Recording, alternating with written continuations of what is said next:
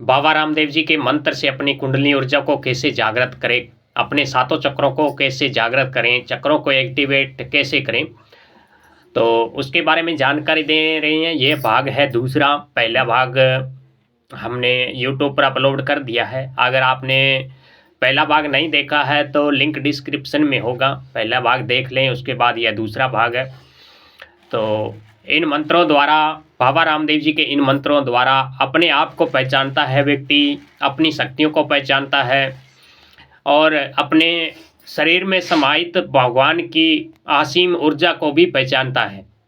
बाबा रामदेव जी के इस मंत्र से अपनी कुंडली ऊर्जा को जागृत करके, अपने शरीर की शक्तियों को सक्रिय करके भगत है जो स्वयं को पहचानता है और प्रभु के साक्षात्कार दर्शन करता है। और जो भगत सही लगन और सही विश्वास, पूरा प्रभु पर विश्वास रखते हुए इस मंत्र की साधना और हमारी बताई हुई विधि अनुसार साधना करता है, तो सिद्धियां उनकी दासी बन के रह जाती है। उन्हें हर प्रकार की सिद्धि प्राप्त होती है, चाहे वह दूरगामी सिद्धि हो या नज़दीक की सिद्धि हो या भविष्य दर्शन सिद्धि हो या किसी के बुरी बाधा को हटाना हो, भूत प्रेत को हटाना हो या अपनी काया कंचन करनी हो, शरीर को निरोग बनाना हो। इन सब प्रकार की सिद्धियां मिलती है भगवान रामदेव जी बाबा के इस मंत्र द्वारा, इन सातों चक्रों को जागृत करने से।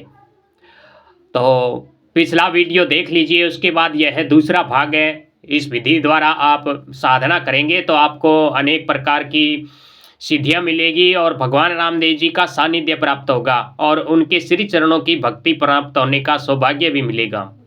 तो सबसे पहले आपको हमने उसमें विधि बता दी है, प्राणायाम करके और स्थान को और आदि चीज़ों को आप पवित्र करके। और उसके बाद जो हमने दर्पण बताया है आपको, जो दर्पण आपको बताया 6x8 का दर्पण होना चाहिए।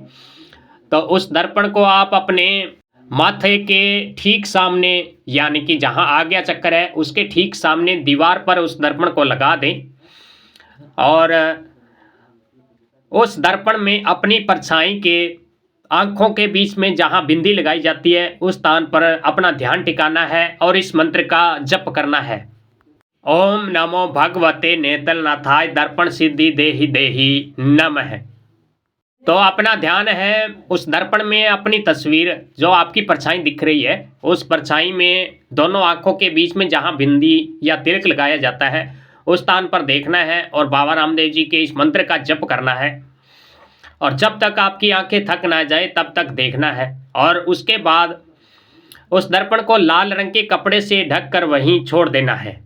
रोजाना इस अभ्यास को करना है। पहले अपने प्राणायाम करके अंतर्मन को और शरीर को शुद्ध करना है, उसके बाद ही रोजाना आपको इसकी साधना करनी है।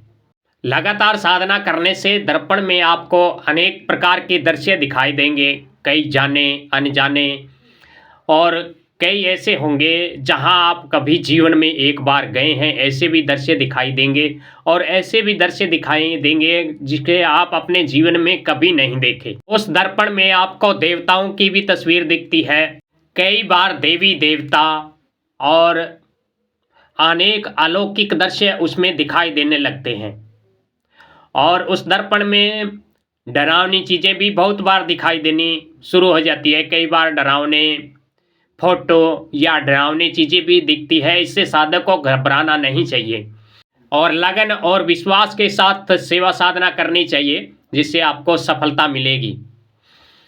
तो यह है जो साधना है दर्पण की, यह 90 दिन की साधना होती है। 90 दिन में यह दर्पण है जो आपका विशेष रूप से सिद्ध हो जाएगा। इस दर्पण से आपके जीवन में अनेक चमत्कारी लाभ मिलेंगे।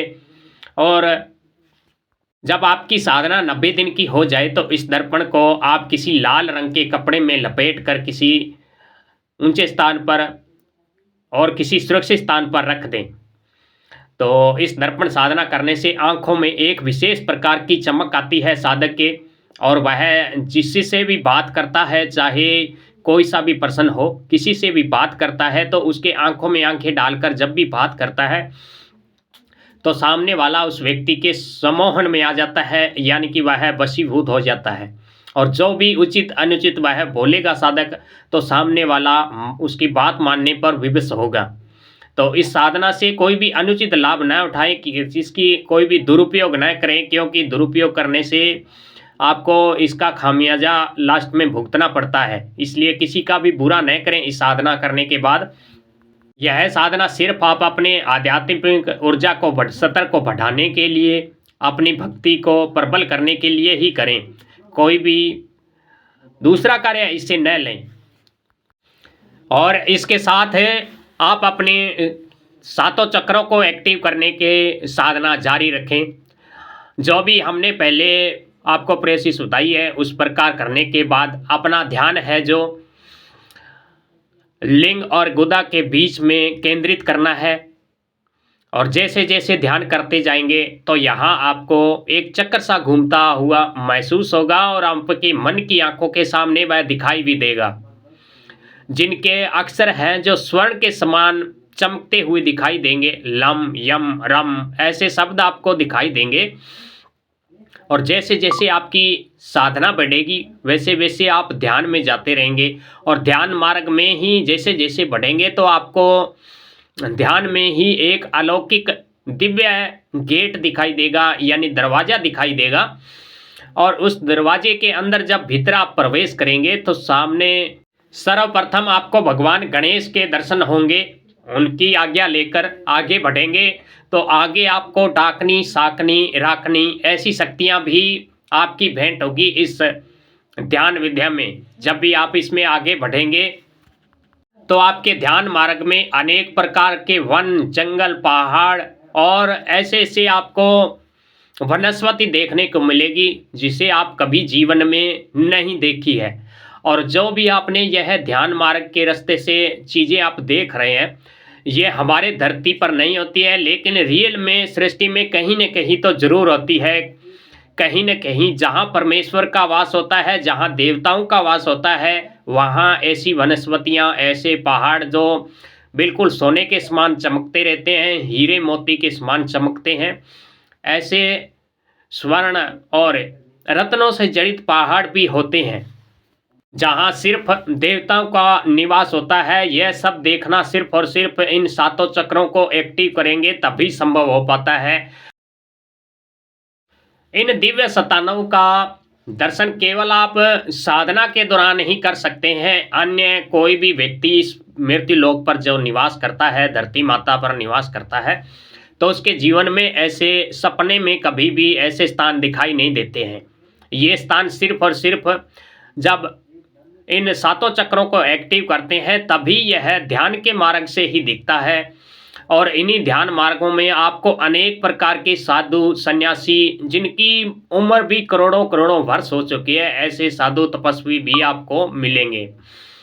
तो जैसे जैसे आगे बढ़ते जाएंगे वैसे वैसे आपको अनेक चमत्कारियाँ, शक्तियाँ प्राप्त होगी, अनेक सिद्धियों की प्राप्ति होगी। किंतु इस चक्र की साधना के दौरान आपकी काम वासना है जो हजार क्या लाखों गुना बढ़ जाएगी। अगर आपने उस काम वासना पर विजय पा ली तो अनेक प्रकार की सिद्धि आपको प्राप्त होगी। इसलिए अपने काम वासना पर कंट्रोल करके इस चक्र की साधना करेंगे तो सिद्धियां आपकी दासी बनकर रह जाएगी। अगला भाग में आपको दूसरे चक्र के बारे में बताएंगे। जय बाबेरी।